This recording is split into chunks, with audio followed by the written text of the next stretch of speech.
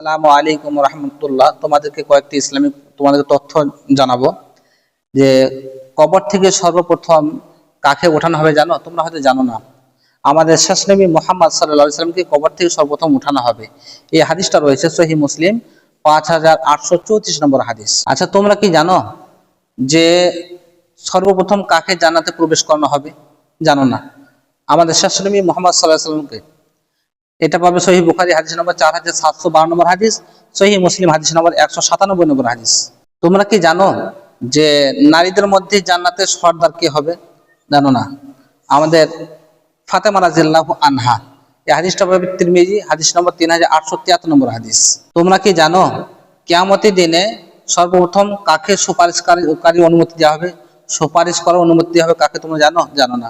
আমাদের শেষ নবী মুহাম্মদ সাল্লাল্লাহু আলাইহি সাল্লামকে। এই হাদিস পাবে সহিহ মুসলিম 5873 নম্বর হাদিস।